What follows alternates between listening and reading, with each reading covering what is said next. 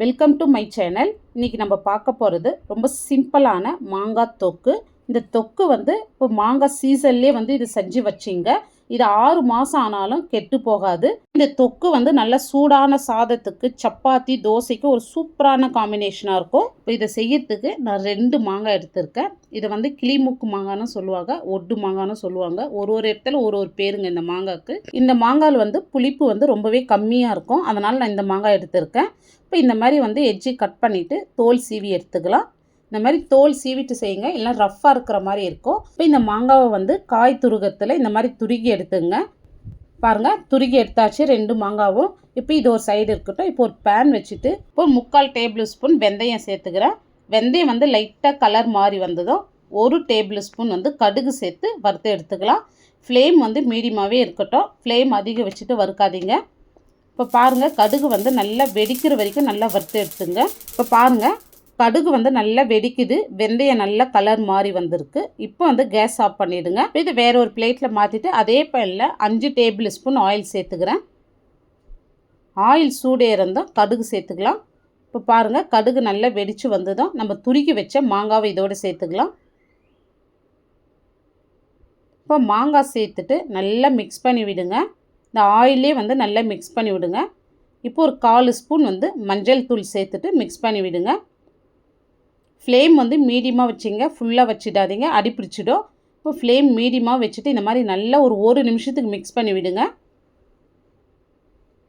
இப்போ வறுத்து வச்ச வெந்தயம் கடுகு நம்ம அரைச்சிட்டு வந்துடலாம். பாருங்கள், இந்த அளவுக்கு அரைச்சி எடுக்கணும். பாருங்கள், இந்த அளவுக்கு கொஞ்சம் நைஸாக அரைச்சிருக்கேன். இந்த அளவுக்கு அரைச்சா போதும். இப்போ பாருங்கள், இது ஒரு 2 நிமிஷமாக நல்லா ஆயிலே வதங்கிட்டு இருக்குது. இப்போ இதுக்கு தேவையான அளவு உப்பு சேர்த்துக்கலாம். நான் 2 ஸ்பூன் உப்பு சேர்த்துக்கிறேன். பத்தலாம் நீங்கள் லாஸ்ட்டாக சேர்த்துங்க. ஸ்பூனில் 2 ஸ்பூன் சேர்த்துருக்கேங்க. உப்பு காரம் கரெக்டாக இருந்துச்சுன்னா 6 மாதம் வரைக்கும் கூட நம்ம இந்த தொக்கு வச்சு யூஸ் பண்ணலாங்க, கெட்டு போகாது. அதனால் உப்பு காரம் கரெக்டாக சேர்த்துங்க. இப்போ இதில் 3 டேபிள் ஸ்பூன் சில்லி பவுடர் சேர்த்துருக்கேன். இப்போ 1/2 ஸ்பூன் பெருங்காயம் சேர்த்துங்க. இதை சேர்த்துட்டு நல்லா மிக்ஸ் பண்ணி விடுங்க. ஃப்ளேம் சிம்மிலேயே இருக்கணுங்க. இப்போ நல்லா மிக்ஸ் பண்ணி விட்டுங்க. இப்போ இந்த தொக்கு பாருங்கள், நீங்கள் 10 நாள் வரைக்கும் தான் யூஸ் பண்ணுறீங்கன்னா இதுக்கு மேலே ஆயில் சேர்க்க வேணாம். இதுவே கரெக்டாக இருக்கும் நம்ம 10 நாளைக்கு யூஸ் பண்ணுறதுக்கு.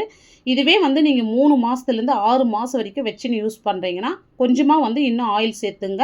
அப்போ தான் நம்மளுக்கு கெட்டு போகாது இருக்கும். உப்பு காரம் செக் பண்ணிக்கணும். கொஞ்சமாக நான் ஆயில் சேர்த்துக்கிறேன். இதை 6 மாதம் வரைக்கும் வச்சு யூஸ் பண்ண போகிறோம். அதனால் நம்ம எக்ஸ்ட்ரா ஆயில் சேர்த்துருக்கோம்.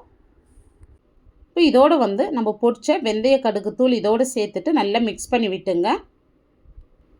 பாருங்கள், இப்போ நல்லா மிக்ஸ் பண்ணியாச்சு.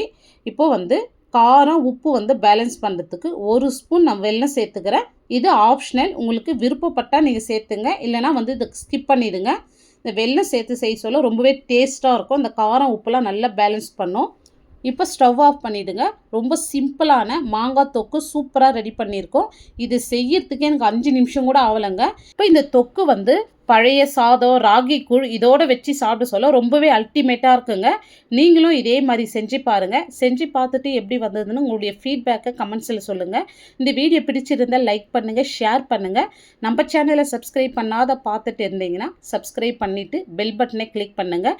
அப்படியே ஆளுன்ற ஆப்ஷனையும் கிளிக் பண்ணுங்கள். அப்போ தான் நான் போடுற வீடியோ உங்களுக்கு நோட்டிஃபிகேஷனாக வரும். தேங்க்ஸ் ஃபார் வாட்சிங்.